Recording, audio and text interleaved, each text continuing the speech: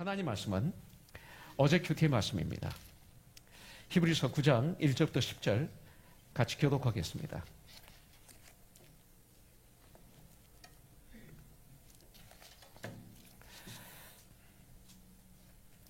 첫 언약에도 섬기는 예법과 세상에 속한 성소가 있더라. 위대한 첫 장막이 있고 그 안에 등잔대와 상과 진설병이 있으니 이는 성소라 일컫고, 또 둘째 휘장 뒤에 있는 장막을 지성소라 일컫나니 금향로와 사면을 금으로 싼 언약궤가 있고 그 안에 만나를 담은 금 항아리와 아론의 사랑한 지팡이와 언약의 돌판들이 있고 그 위에 속죄소를 덮는 영광의 그룹들이 있으니 이것들이 관하여는 이제 낱낱이 말할 수 없노라. 이 모든 것을 이같이 예배하였으니 제사장들이 항상 첫 장막에 들어가 섬기는 예식을 하고, 오직 둘째 장막은 대제사장이 홀로 1년에 한 번 들어가되 자기와 백성의 허물을 위하여 드리는 피 없이는 아니하나니 성령의 이로써 보이신 것은 첫 장막이 서 있을 동안에는 성소에 들어가는 길이 아직 나타나지 아니한 것이라. 이 장막은 현재까지의 비유니 이에 따라 드리는 예물과 제사는 섬기는 자를 그 양심상 온전하게 할 수 없나니 이런 것은 먹고 마시는 것과 여러 가지 씻는 것과 함께 육체의 예법일 뿐이며 개할 때까지 맡겨둔 것이니라. 아멘.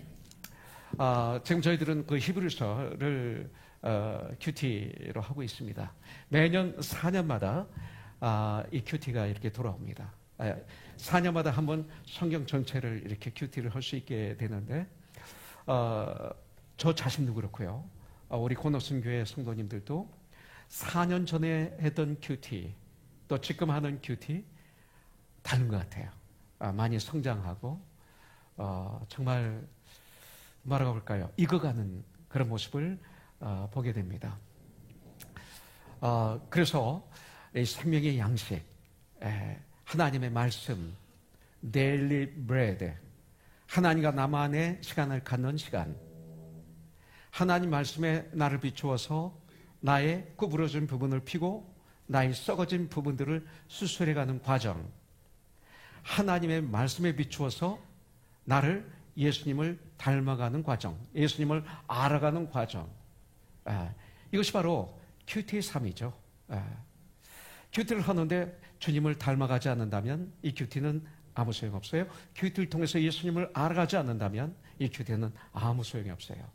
큐티를 통해서 나의 믿음이 깊어지지 않는다면 이 큐티는 나를 오히려 교만하게 만드는 것이죠.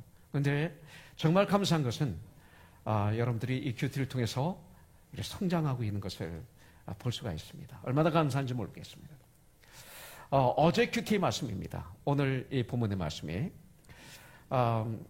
이스라엘 백성들이 400년 동안 애굽에서 아주 처절하게 노예 생활을 했습니다. 너무나 힘드니까 그들이 이제 하나님께 부르짖었죠. 하나님 그들의 부르짖음을 들으셨습니다.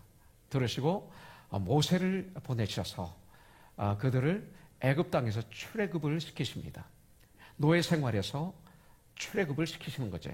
그래서 출애굽, 애굽에서 나오게 하셨다. 출애굽 이렇게 한 것입니다. 애굽에서 그 노예 생활하던 그들이 나옴으로 말미암아 나온 이 사건에게는 두 가지 의미가 있습니다. 첫째는 노예 생활하던 그들이 이제는 참 자유를 얻은 삶을 살게 되었다. 이런 뜻이 있습니다. 그리고 두 번째는 세상적인 생활을 하다가 이제는 믿음의 삶을 살기 시작했다. 이런 뜻이 출애굽에 있습니다. 그래서 이제 출애굽을 해서 이제 광야를 통해서 가나안 땅에 들어가기 전에 이제 출애굽을 해서 바로 시내산에서 하나님은 하나님의 백성들에게 언약의 말씀을 주시죠. 그래서 이제 그들은 예배를 드리는 삶으로 이제 바뀐 것입니다. 노예의 삶에서 제사 드리는 삶으로 바뀐 것입니다. 근데 예배를 드리는 삶을 살아야 했었는데 여행길인 광야에서 항상 이동을 하다 보니까 그 제사도 성막에서 드리게 됩니다. 성막, 타버네클. 그래서 출애굽기 25장부터 40장 보면 이 성막에 대한 규례, 또 성막을 건축하는 방법, 그리고 성막 안에 무엇이 있는지 내용물에 대해서 말씀하고 있는 것을 볼 수가 있어요. 그런데 이 성막을 통해서 바로 우리 주 예수 그리스도를 보여주고 계십니다. 그래서 성막을 알면 예수님을 알 수 있다. 성막을 알면 예수님이 보인다, 이렇게 말하는 것입니다. 특히 미국에는 태버나클 처치가 많이 있습니다. 태버나클 처치. 이런 교회 이름이 많은데 이 태버나클, 이것이 바로 성막이라는 말입니다. 성막은 그렇게 크지 않았습니다. 그 당시 광야에 쳤던 성막, 하나님이 가르쳐 주신 성막, 가로는 25m, 세로는 한 50m 되는 아담한 그런 성막이었습니다. 이제 성막의 바깥에 울타리가 있는데 울타리에는 문이 하나밖에 없습니다. 동쪽에. 근데 동쪽 앞에는 유다 지파가 진을 치고 있죠. 그래서 이 유다라는 뜻은 찬양하다, 이런 뜻입니다. Praise Him, 주님을 찬양하다. 그래서 시편 22편 3절에 보면 이스라엘의 찬송 중에 거하시는 여호와 하나님은 거룩하시다, 이렇게 말씀하고, 찬송 중에 거하시는 여호와 하나님. 시편 150편 6절에 보면 호흡이 있는 자마다 여호와 하나님을 찬송하라, 이렇게 말씀하고 계십니다. 찬송 중에 거하시는 하나님. 그래서 유다의 찬송을 받으시면서 우리 주님이 그 태바나클에 임하십니다. 물론 하나님은 무소부재하신 분입니다. 그리고 주기문에 보면 하늘에 계신 우리 아버지, 이렇게 말씀하고 계십니다. 그러나 태바나클은 하나님의 임재를 상징하십니다. 그래서 제사를 드릴 때 여기 임하시는데 이 동쪽 문을 통해서, 그러니까 백성들의 찬송을 받으시면서 이렇게 문을 통해서 들어오신다는 거죠. 상징입니다. 그러면서 들어오면 바로 뭐가 있느냐면 여기 번제단이 있습니다. 희생제물을 불로 태워 올려드리는 이 번제단이 있습니다. 번제단을 통해서 그 다음에 만나는 것이 물두멍이 있습니다. 물두멍. 제사장들이 제사를 드리러 들어가기 전에 자기 몸을 씻는 이 물두멍이 거기에 있습니다. 그래서 대야, 물두멍, 대야라고도 합니다. 출애굽기에 보면 이 성막의 모든 기구는 다 하나님이 제시하신 그 규격이 있습니다. 뭐 1m, 2m, 10cm 뭐 이런 규격이 있는데, 규격이 없는 딱 하나, 아무것도 규격이 없는 딱 하나가 있는데 그게 바로 물두멍입니다. 그 뜻은 뭐냐면 이 물두멍, 씻는다, 이런 뜻이 있어요. 죄를 씻는다. 회개는 어떤 죄도 네가 회개하면 깨끗이 씻어주신다, 이런 뜻이 있습니다. 그래서 이 물두멍만은 규격을 만들지 않고 계십니다, 성경에. 어쨌든 이 물두멍을 지나서 이제 성소로 들어가게 되죠. 장막으로 들어가게 됩니다. 근데 이 성막 안으로 들어가면 이 성막은 두 개의 방으로 나눠져 있습니다. 그래서 첫째 방으로 들어가 보면 모두 천으로 덮여진 천막으로 되어 있어요. 그래서 그걸 성소라고 말하고 있습니다. 이 성막은, 이 성소는 오직 제사장들만 들어가서 봉사하게 되어 있습니다. 그래서 매일 하루 종일 제사장들이 성소에 들어가서 하나님을 섬깁니다. 그 다음에 이 성소 들어가면 성소의 오른쪽에는 떡상이 있습니다. 떡상. 그래서 진설병대라고도 얘기합니다. 떡상 위에는 6개의 빵이 거기 있습니다. 12지파를 상징하고 있습니다. 그리고 임재의 떡이라고도 얘기하죠. 그래서 그 놓기 위한 떡상이 있고요. 오른쪽에는 7 금초대가 있습니다. 등잔대가 있습니다. 오른쪽에는. 그리고 그 중간으로 이제 그 다음 방으로 건너가기 바로 전에 뭐가 있느냐면 분향단이 있습니다. 향을 피우는 분향단이 있습니다.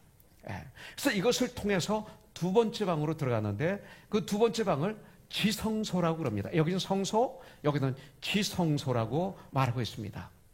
성소와 지성소를 갈라놓은 이 벽은 회장으로 되어 있습니다. 헝겊, 회장으로 되어 있습니다. 그래서 여기는 대제사장만 들어갈 수 있습니다. 그리고 대제사장도 1년에 한 번만 들어갈 수 있고요. 1년 중에 대속죄일에만 들어가게 되어 있습니다. 근데 지성소 안에는 언약궤가 놓여 있습니다. 그 언약궤 안에는 금 항아리 안에 들어있는 만나가 있고요. 그리고 싹이 난 아론의 지팡이가 있습니다. 그리고 율법을 기록한 언약의 돌판들이 거기에 있었습니다.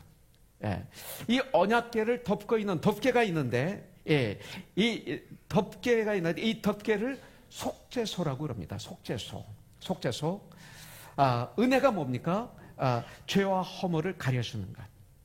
하나님이 값없이 나에게 주시는 선물.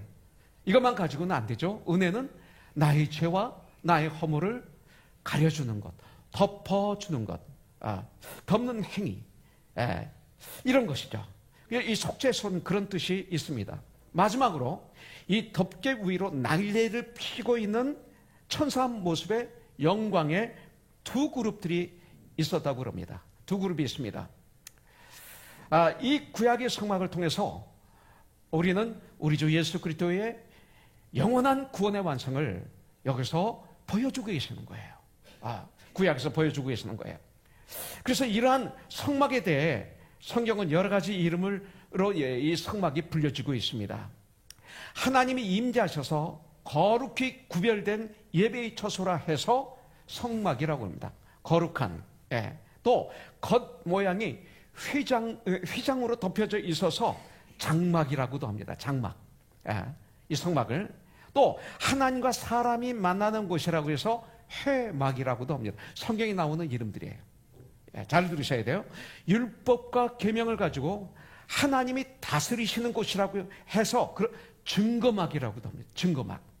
또 거룩한 하나님이 친히 임재하시는 구별된 장소로 성막과 같은 의미로 쓰이는데 성소라고도 합니다. 성소.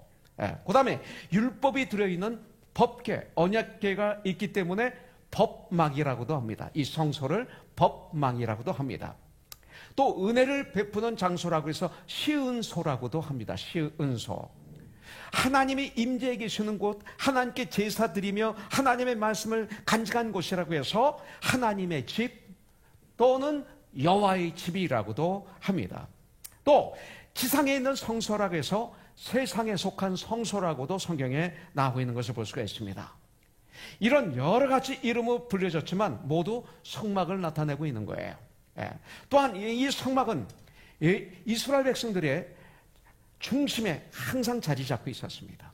이 성막은 광야에서의 언약의 백성들인 그들에게는 이 성막은 삶의 중심이었습니다. 그들은 광야에서 성막을 중심으로 그들은 항상 광야에서 움직이고 있기 때문에 가나안 땅에 들어갈 때까지 계속 움직였잖아요. 그렇기 때문에 이 성막을 중심으로 항상 이동을 하고 나면 제일 먼저 성막을 칩니다. 치고 나면 동서남북으로 세 지파씩 거기에 진을 치는 거예요. 가장 중심에 성막이 있는 거예요. 가장 중심에. 자, 오늘 히브리서 9장 1절부터 10절 말씀을 통해서 하나님의 이 법궤를 우리가 공부할 것입니다. 그러면서 이 시대 우리들과 이 법궤는 어떤 관계가 있는지 우리가 머리로 알지 모르겠습니다. 그러나 이 머리로 아는 것이 이 마음판까지 내려가서 완전히 내 마음에 새겨지고 삶 속에서 그렇게 살아가는 그런 놀라운 축복이 있기를 주님의 이름으로 축원합니다. 이 히브리서 기자는 이 히브리서는 사도 바울이 기록했다고 저는 믿습니다. 그러나 어떤 분들은 다른 분이 기록했다고도 얘기합니다. 그러나 이것은 그렇게 중요하지 않습니다. 하나님 말씀이 중요한 것입니다. 성경 66권은 어느 누가 기록했든 간에 하나님의 성령의 도우심으로 말씀으로 지시하심으로 기록이 된 것이기 때문에 기록자들은 사실 그렇게 기자들은 그렇게 중요하지 않습니다. 신문 기사에서 기자가 중요한 게 아니라 기사가 중요하잖아요. 그와 마찬가지로 이거 가지고 우리 교회는 악유할 필요가 없습니다. 이 히브리서 기자는 과거 이스라엘의 성막과 그 안에 있는 기구들을 자세히 설명합니다. 이 히브리서에서. 그러면서 이러한 과거의 제사율법을 예수 그리스도의 구원 사역, 구속 사역과 비교하여 설명하고 있는 거죠. 예.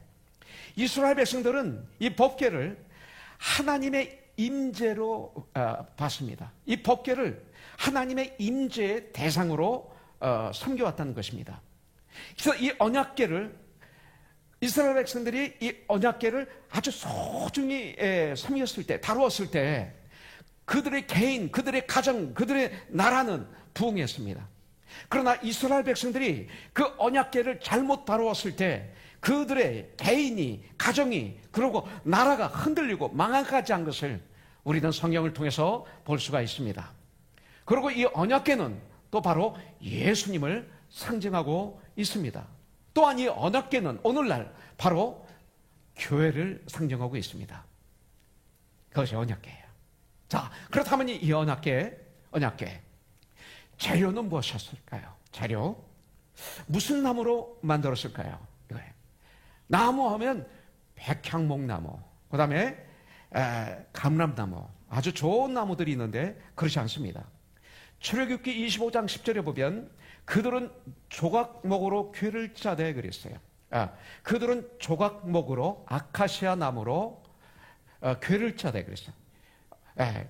어느 나라에서나 구할 수 있는 아주 값싼 나무, 어디나 있는 나무, 아카시아 나무, 이 나무로 만들었다는 것입니다.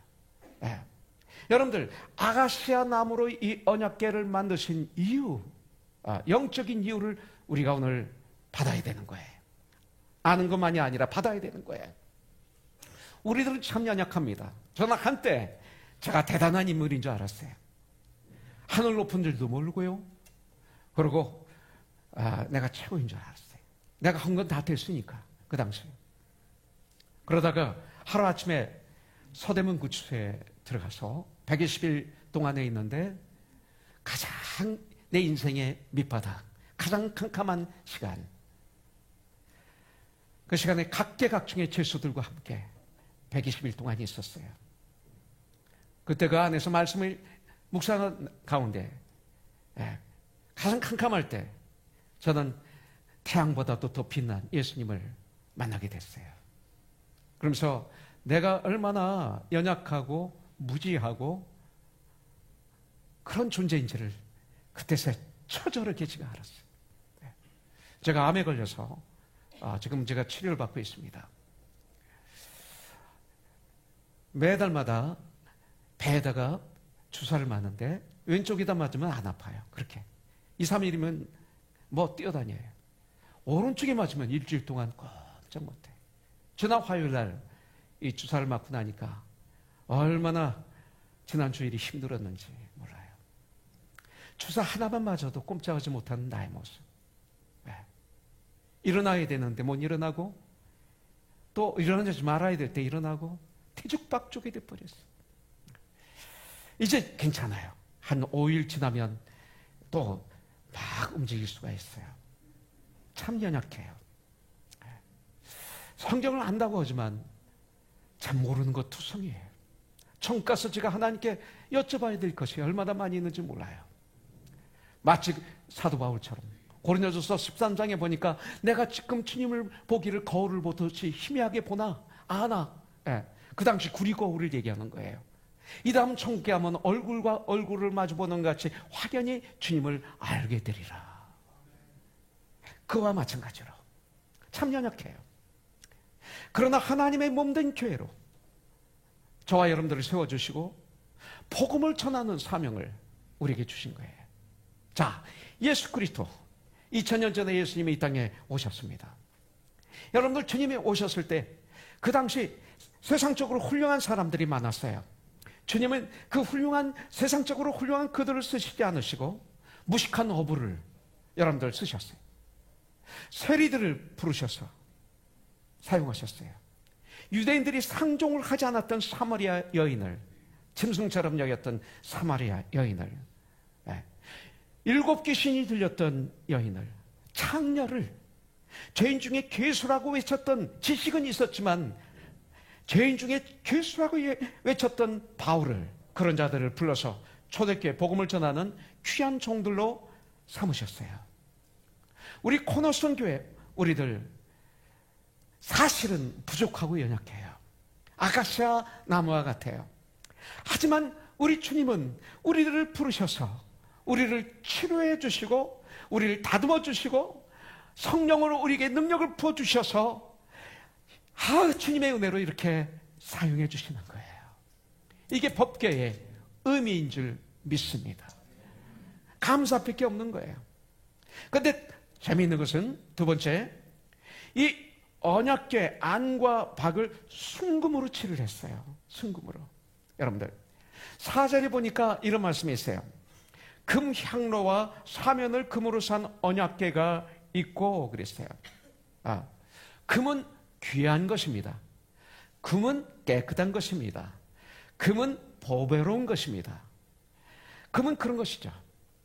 요한계시록 1장 20절에 보면 내가 본 것은 요한에게 내 오른손에 7별의 비밀과 또 7 금촛대라. 그 성소에 있었던 금촛대가 7 금촛대예요. 7별은 7 교회의 사자요, 7 촛대는 7 교회니라. 교회를 말하고 계셨어요. 성소 오른쪽에 있는 성소에 있는 7 금촛대, 7 교회, 예수님을 믿는 온 세계 교회를 말하고 있는 거죠. 이 법궤를 순금으로 안과 박을 칠했다는 것은 뭐예요? 교회는, 저와 여러분들은 값싼 아가시아 같은 우리들을 하나님은 순금으로 겉과 안을 칠하셨어요. 덮으셨어요.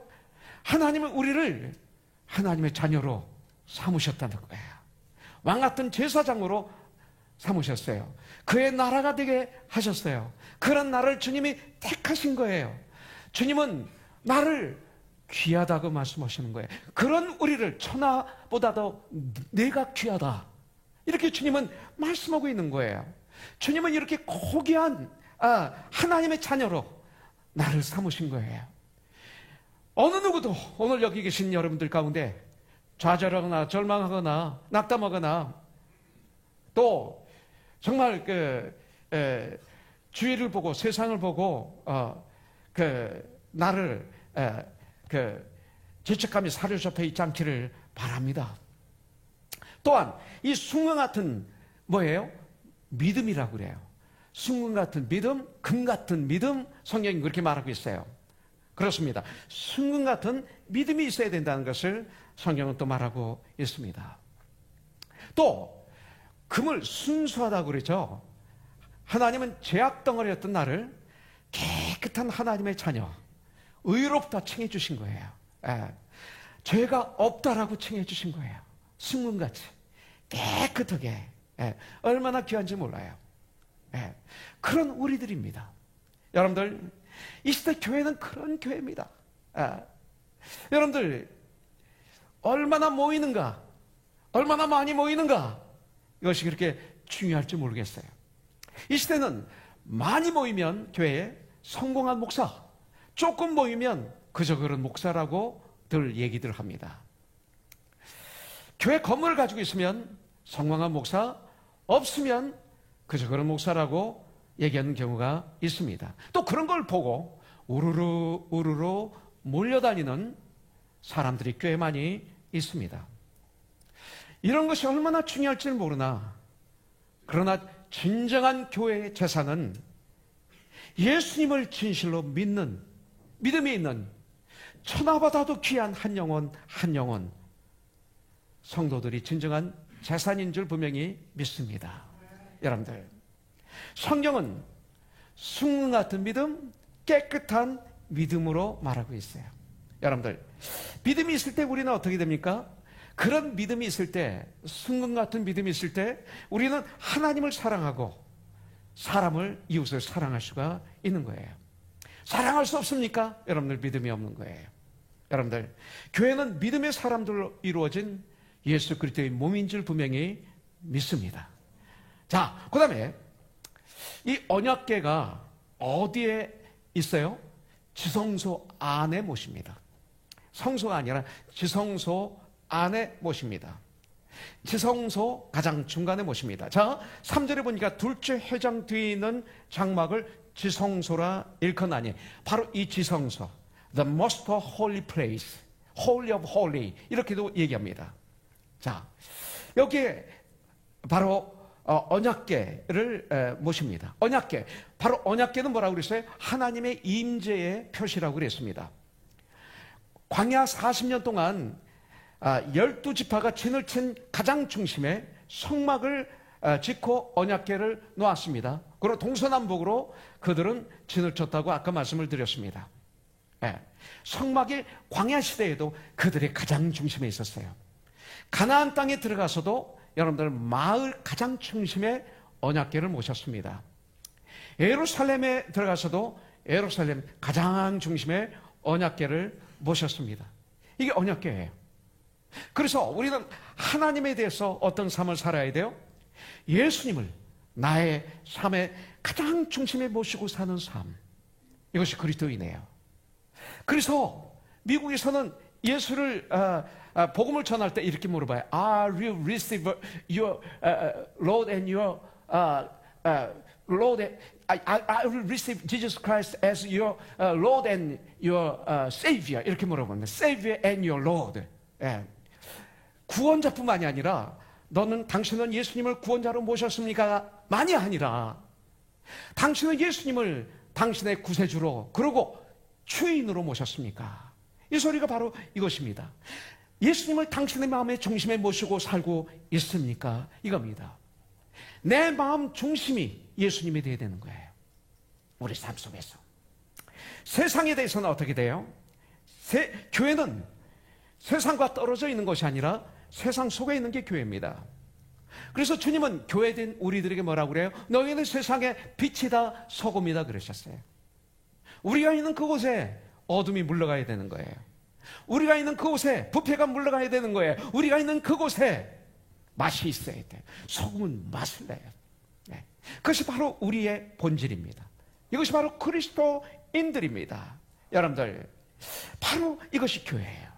여러분들, 교회에는 귀한 임무가 있죠. 예배를 드리는 임무, 그리고 복음을 전파하는 사명, 제자를 삼는 사명, 말씀과 기도의 사명, 봉사하는 사명, 구제, 병고침, 상담, 친교 이런 것들이 있어요. 이런 일을 하다 보면 여러분들 교회는 바빠야 됩니다.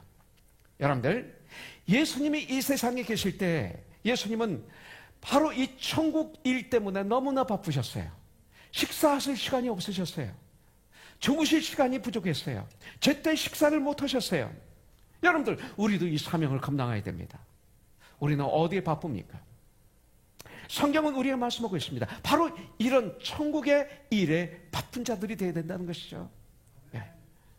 지금 나는 어떤 일이 바쁩니까? 도박, 오락, 마약, 세상의 중독.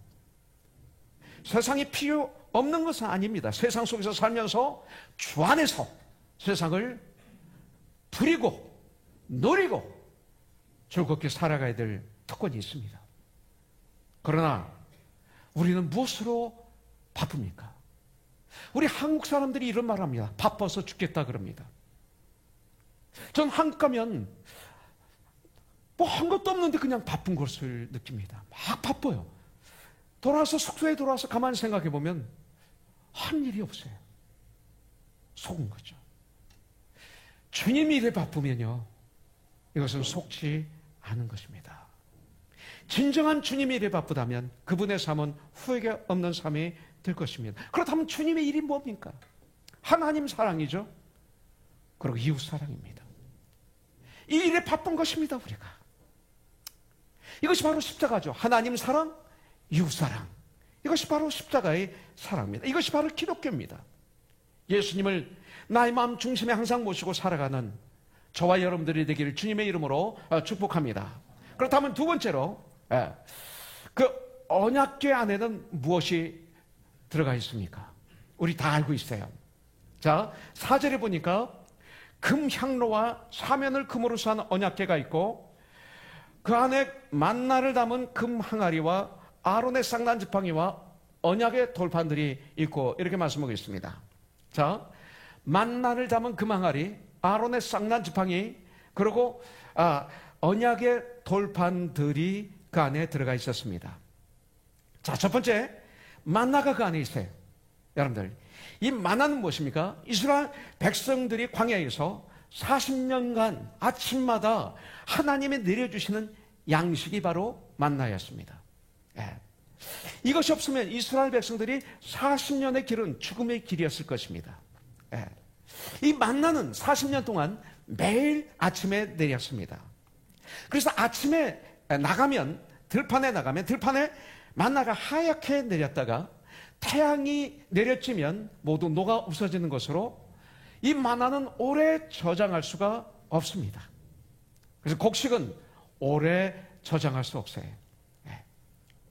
다음 날까지 남겨놓을 수 없는 것입니다. 그러면 썩습니다, 만나가. 예. 그래서 이 만나는 말 그대로 일용할 양식의 데일리 브레드가 만납니다. 그래서 이 만나는 알맞게 공급이 되었습니다. 많지도 않고 적지도 않게 공급이 되었습니다. 만일 욕심을 부리면 만나가 썩습니다. 그리고 욕심을 부린 사람은 아주 불행하게 되는 것이 만나였습니다. 지금도 마찬가지예요. 여러분들, 그래서 이스라엘 백성들은 이 만나로 40년의 광야 생활을 할 수 있었어요. 이스라엘 백성들은 오늘의 우리들입니다. 광야는 우리가 사는 이 세상입니다. 여러분들, 그러면 우리의 만나는 무엇일까요? 만나는, 이 양식은, 이 만나는 이스라엘 백성이 요단강을 건너가 그 땅에서 나는 곡식을 먹자마자 만나는 끊어졌어요. 예. 자, 그래서 이 곡식을 취하게 될 때까지 공급되었던 것으로 출애굽 이후, 애굽을 떠난 이후, 유월절 희생 이후, 홍해를 건넌 이후 먹기 시작했듯이, 잘 들으세요. 이 만나는 예수 그리스도를 영접하고 이전의 삶의 모든 방법을 버린 후 주어지는 우리 영혼의 양식인 말씀을 말하고 있는 거예요. 이게 바로 만나입니다. Word of God, 하나님의 말씀입니다. 하나님의 보좌에서 흘러나오는 생명의 말씀, 이게 바로 만나입니다. 이것이 있어야 우리는 배부를 수 있고, 이것이 있어야 우리는 힘든 인생살이에서 힘을 얻어 세상을 이기고 나를 이기고 승리할 수 있을 줄 분명히 믿습니다. 여러분들, 또 예수 그리스도는 우리의 만나가 되십니다. 여러분들, 요한복음 1장에 보십시오. 말씀이 육신에 대해서 이 땅에 오신 분이 예수님이시라고 그랬잖아요. 만나, 우리의 만나. 요한복음 6장 51절에 보니까 나는 하늘에서 내려온 살아있는 떡이다. 예. 사람이 이 떡을 먹으면 영생하리라. 내가 줄 떡은 곧 세상의 생명을 위한 내 살이라 하시니라 그랬어요. 예수님은 하늘에서 내려온 산떡이십니다.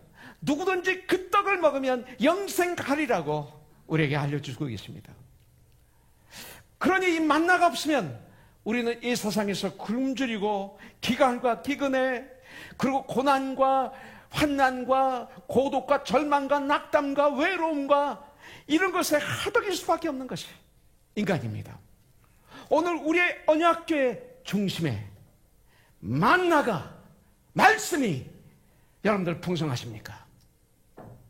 여러분들 생각이 풍성합니까? 여러분들의 방법이 풍성합니까? 여러분들이 본 드라마의 스토리, 읽은 신문, 인터넷 들어가서 그 잡다한 것들로, 머리 가득 찬 것들로 가득 차 있습니까? 이거 어떻게 제거시킬 수 있습니까? 주님 오늘 말씀하고 계십니다. 여러분들 시편 1편은 전 너무 좋아합니다. 1절부터 3절의 말씀하고 있잖아요. 복 있는 사람은 악인들의 꾀를 쫓지 아니하고 죄인들의 길에 서지 아니하고 오만한 자들의 자리에 앉지 아니하고 오직 하나님의 율법을, 말씀을 즐거워하여 그 말씀을 낮과 밤으로 묵상하는 자로다. 그는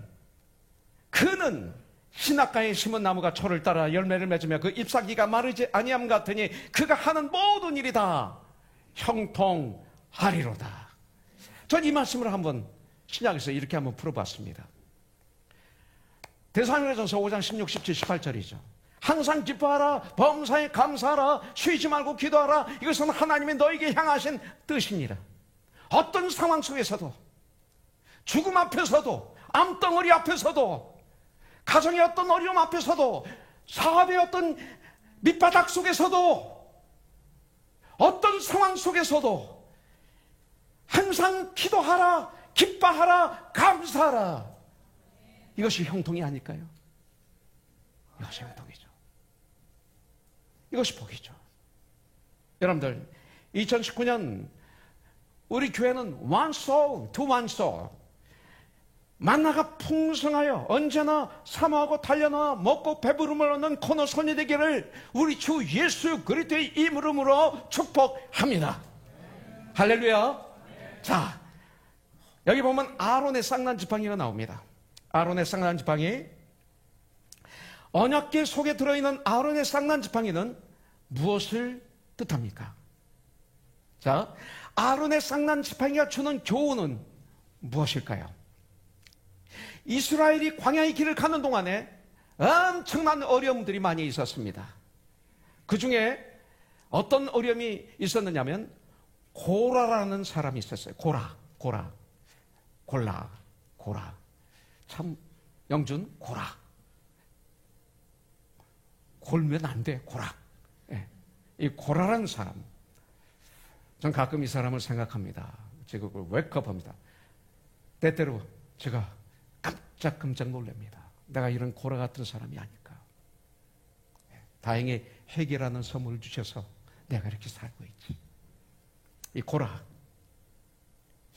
고라가 지도자인 모세를 시기합니다. 질투합니다. 이 시기 질투. 잠언선 뼈를 썩게 한다고 그랬어요.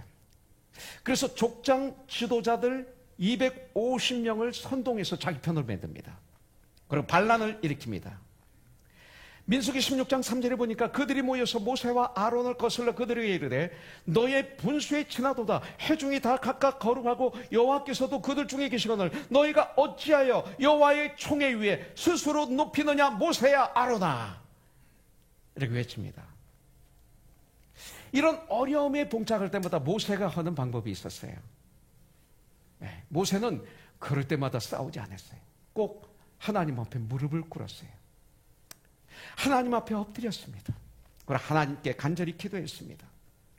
그래서 하나님 모세와 그들을 해막으로 나오게 하셨죠. 그리고 그 지진과 향로의 불로 그들을 모두 고라와 그 일당들을 다 멸하셨습니다. 그래서 백성들 중에 모세 때문에 우리 친구가 죽었구나 하며 또 백성들이 모세를 원망하니까 하나님은 온 진영에 전염병을 돌게 하셨습니다. 그러고 난 다음에 하나님은 모세에게 명령하십니다. 각 지파마다 그 지파의 족장의 지팡이를 해막 안에 가져와 거기 두라고 명령하십니다. 다음날 해막에 들어가서 보니까 다른 지팡이는 마른 지팡이 그대로 있는데 제사장 아론의 지팡이에서 음이 나서 순이 나고 꽃이 피어 살구 열매가 열렸다고 성경은 말씀하고 있습니다. 하나님은 그것을 언약궤에 집어넣어 놓고 영원히 기념하라고 명령하셨어요.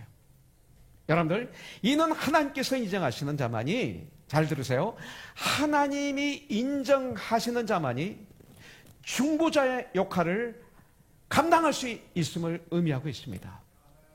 과거 대제사장만이 백성과 하나님 사이의 중보자 역할을 했던 것처럼 오직 예수 그리스도만이 우리의 대제사장이시며 중보자이시라는 뜻입니다. 여러분들, 이 땅에는 수많은 종교가 있어 나름대로 구원을 얘기하고 있습니다. 죽음의 해결점을 얘기하고 있습니다. 그러나 어느 누구도 죽음의 해결을 하지 못했습니다. 죄의 문제도 해결하지 못했습니다. 오직 예수님만으로 가능한 거예요. 그래서 나는 길이요 진리요 생명이니 나로 말미암지 않고는 천국에 올 자가 아무도 없느니라. I'm the way, I'm the truth, I'm the life. 이렇게 성경은 말씀하고 있습니다. 예수님만이 가능합니다. 할렐루야. 예수님만이. 예수 그리스도는 누구예요? 아론의 쌍난 지팡이다. 이렇게 성경은 우리에게 가르쳐주고 있는 거예요. 히브리서에서. 그리고 쌍난 지팡이는 무엇을 상징합니까? 예수님의 십자가에서 죽으시고 3일 만에 죽음을 이기시고 부활하셨어요. 예수님의 부활을 상징하고 있습니다. 벌써 오래전에 예수님의 부활을 알려주고 계시는 거예요. 마른 막대기에서 싹이 난 거예요. 예수님이 죽으셨는데 부활하신 거예요. 생명을 잃은 아론의 지팡이가 하나님의 능력에 의해서 싹이 나왔듯이 예수님은 죽음에서 살아나셨습니다. 이것이 그리스도이네요. 여러분들, 교회는 말씀 듣는 가운데 은혜를 받습니다. 그리고 부활을 믿게 됩니다. 말씀을 듣는 가운데. 이게 은혜예요. 과거 그리스도께서 죽음을 이기시고 부활하셨습니다. 미래 그리스도는 앞으로 다시 재림하실 겁니다. 그 재림하실 때 우리들이 부활할 거예요. 데살로니가전서 또 여러 가운데서 보니까 뭐라고 말씀하고 있어요? 주님이 재림하실 때 죽음에 있던, 무덤에 있던, 잠자던 우리 믿음의 사람들이 무덤에서 다 일어난다고 그랬어요. 일어나 걸어 나올 것이고, 그리고 우리 깨어있는 자들이 함께 공중에 들림을 받는다고 그랬어요. 아, 그러면 화장한 분은 어떻게 되나요? 흙으로 지으심을 받았어요. 걱정할 필요 없어요. 그래서 공중에 들림 받아서 신랑 되신 예수님과 거기서 혼인잔치가 일어나는 것이죠. 그 부활이 있어요. 우리에게. 미래에. 현재는 어떻습니까? 현재. 우리가 이렇게 예배를 드리다가 말씀을 듣는 중에 내 죄가 막 드러나는 거예요. 머리부터 발까지 더러운 나의 죄가 드러나는 이런 축복이 임한 거예요. 그러면서 콧물 눈물 흘리면서 죄를 주님 앞에 고백하고 회개함으로 말미암아 주님의 보혈의 피로 죄짓힘을 받고 새로운 피조물로 다시 거듭나는 이 born-again 이런 영적인 부활, 이것을 우리가 이 말씀을 통해서 우리에게 알려주시는 거예요. 아론의 쌍난 지팡이가 바로 나 같은, 저와 여러분들, 이것을 알려주고 계시는 것이죠. 무슨 목적으로 우리가 교회에 왔던지 간에 하나님의 말씀을 듣다가 주님을 찬양하다가, 여러분들 왜 찬송 안에 말씀이 있기 때문에 말씀을 듣다가 이 말씀의 능력이 나에게 임하셔서 성령의 역사를 받아서 성령의 도우심으로 내 죄가 그냥 다 드러나는 거예요. 그래서 정말 그 뜨겁게 회개함으로 정말 그 맑게 죄가 찢어지는, 깨끗이 죄가 되는, 그래서 의롭다 칭함을 받는 하나님의 자녀, 주님을 영접하는 이런 하나님의 자녀가 되는 이런 역사가 오늘 이 시간 있기를 주님의 이름으로 축복합니다. 아직 예수님을 믿지 않는다면, 아직 예수님을 여러분들이 주인으로 모시지 않았다면, 아직 예수님을 여러분들의 구원자로 모시지 않았다면 이 시간 그런 축복이 있기를 주님의 이름으로 축복합니다. 자, 이 안에 보니까 언약의 두 돌판들이 있습니다. 십계명이 그 안에 있습니다. 자, 모세가 시나산에 올라가서 하나님께로부터 십계명을 받습니다. 십계명은 두 개의 돌판에 하나님이 새겨주신 것이죠. 그래서 한 개는 1계명부터 4계명, 또 하나에게는 5계명부터 10계명까지 있습니다. 4개, 6개. 근데 이 하나의 돌판은 하나님에 대한 성도의 사명이 거기 기록되어 있어요. 우리가 하나님께, 이겁니다. 그 다음에 5계명부터 10계명까지는 인간과 인간의 관계에 대한, 사람과 사람과의 관계에 대한 성도의 사명이 거기 기록이 되어 있습니다. 이 두 돌판은 모세가 시내산에서 하나님으로부터 받은 신앙과 도덕에 대한 근본적인 법으로서 모든 구약의 율법을 대표하고 있는 것이 바로 이 십계명입니다. 이 두 돌판은 우리가 어떻게 하나님을 섬기고 어떻게 이웃과 살아야 하는지를 말해주는 가장 기본적인 법이 십계명입니다. 그런데 이 율법은 인간이 도저히 지킬 수가 없어요. 이 율법을 통해서 나는 구원을 받을 수가 없어요. 내 힘으로는 율법을 지킬 수가 없어요. 단지 이 율법을 통해서 나는 정말 죽을 죄인이구나 깨닫게 해주세요. 이것을 깨닫게 하여 주님의 도우심을 받게 하는 몽학 선생 같은 역할을 한다고 성경은 말하고 있습니다.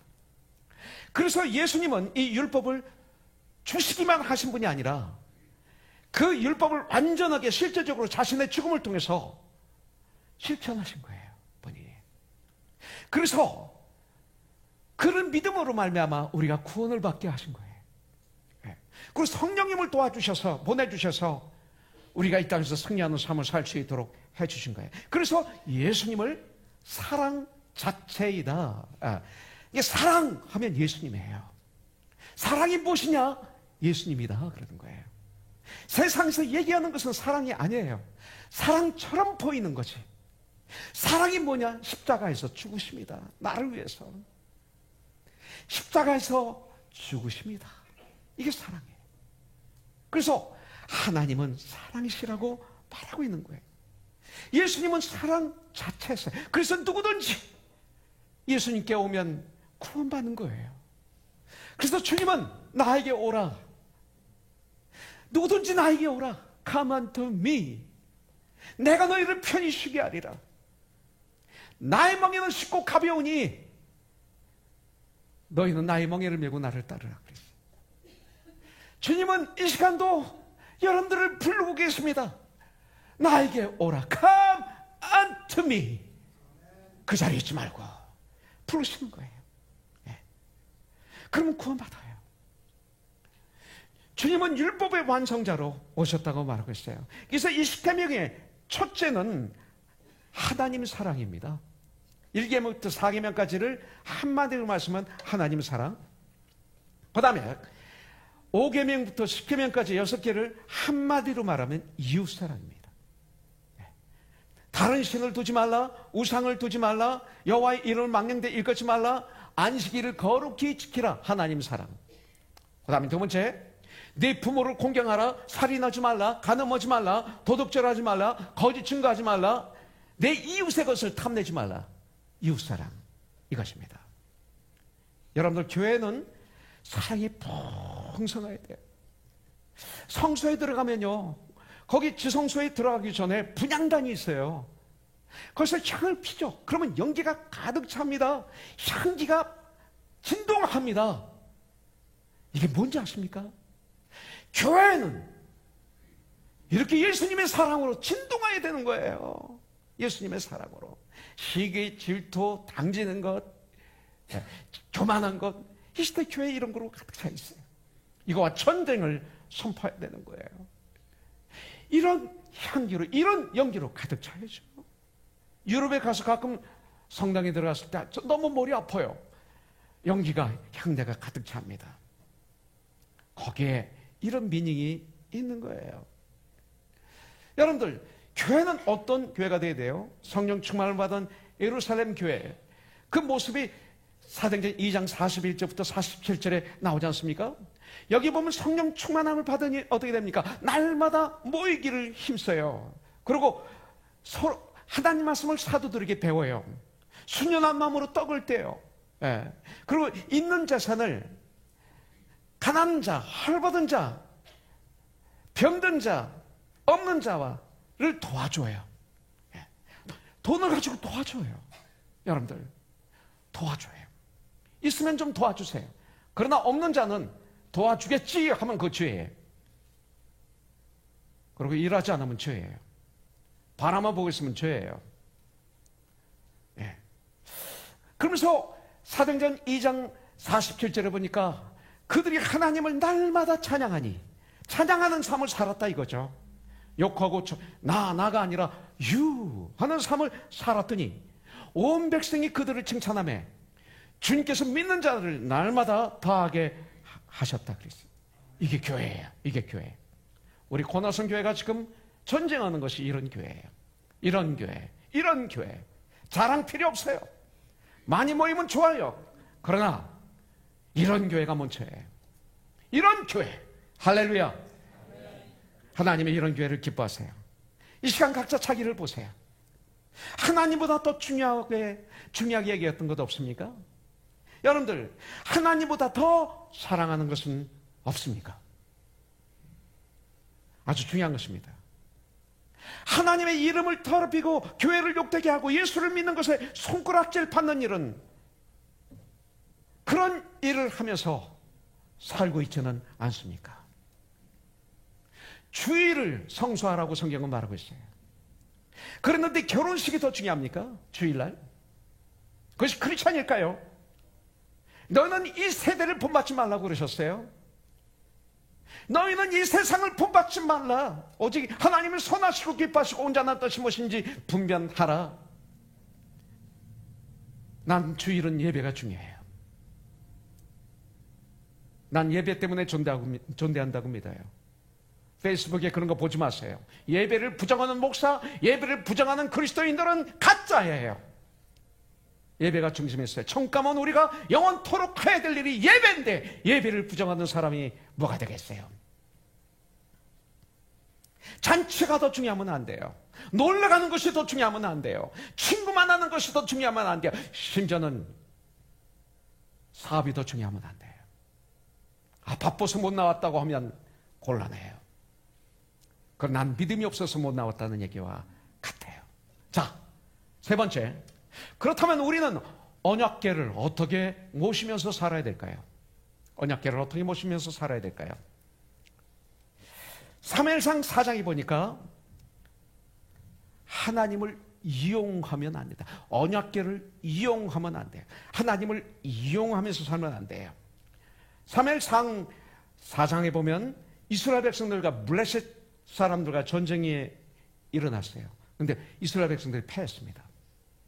그래서 한 4천여 명이 죽었습니다. 그러나 그들이 말하기를, 우리 조상들은 어디를 가거나 언약궤를 앞세웠을 때에는 승리했었다. 요단강을 건널 때에도 언약궤를 앞세웠더니 우리가 건널 수 있었고, 여리고성을 무너뜨릴 때도 언약궤를 앞세웠더니 그 여리고성을 무너뜨렸다. 그런데 이 전쟁 우리끼리 싸웠으니 졌다. 법궤를 가져오자, 이렇게 얘기합니다. 그래서 실로에 있는 그 법궤를 엘리의 두 아들 흠니와 비느하스와 같이 그 법궤를 가지고 전쟁터에 나갑니다. 그리고 이 법궤가 도착하니까 이스라엘 백성들이 막 땅이 진동하도록 소리를 지릅니다. 법궤가 왔다, 법궤가 왔다. 예. 이 소리를 들은 블레셋 사람들은 아주 두려워합니다. 근데 우린 다 죽었구나 하면서 어떤 얘기가 성경에 써 있느냐면, 이왕이 죽을 거 최선을 다하다가 죽자. 오히려 법궤가 그들을 최선을 다하도록 만들었어요. 예. 그런데 이스라엘 백성들은 법궤가 왔다 왔다만 소리 질렀지 아무것도 아니었어요. 여러분들, 이것이 이 시대의 교회 생활 예배일 수 있어요. 우리가 법궤가 왔다, 법궤가 왔다. 진정한 예배가 아닌. 네. 그들은, 이스라엘 백성들은 싸울 생각을 하지 않았어요. 하나님을 신뢰하지 않았다는 거예요. 법궤만 법궤를 이용하려고 한 거예요. 하나님을 이용하려고 했던 것입니다. 요 행만 바랐던 것입니다. 그들은 그 전쟁에서 처참하게 패합니다. 엘리의 두 아들 비느하스와 흠니는 전쟁터에서 비참하게 죽습니다. 엘리는 그 소식을 듣고 의자가 넘어져서 목뼈가 부러져서 그 자리에서 죽습니다. 3만 명이 죽었습니다. 법궤는 뺏겼습니다. 하나님을 이용하면 법궤가 망합니다. 하나님을 이용하면 내 아들들이 죽습니다. 하나님을 이용하면 내가 죽습니다.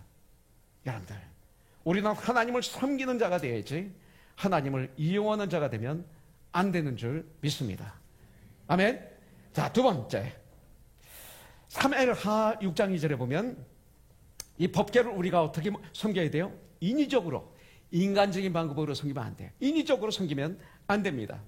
사무엘하 6장 2절에 보면 다윗이 일어나 자기와 함께 있는 모든 사람과 더불어 발레 유다로 가서 거기서 하나님의 교회를 메어 오려 하니 그 교회는 그룹들 사이에서 좌정하신 만군의 여호와의 이름으로 불리는 것이라.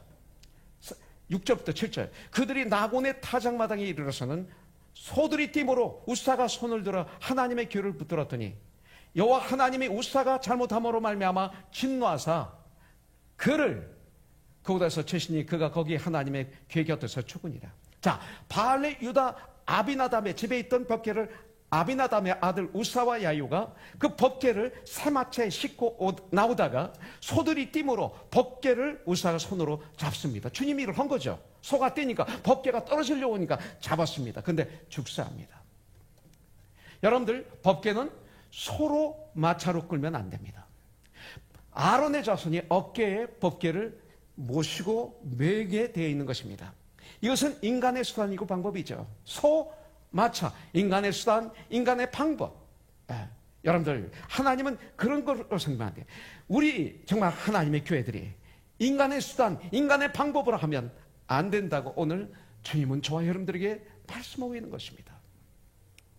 이 시대 교회가 영의 눈을 뜨고 말씀의 거울을 통해서 비춰보면 어떤지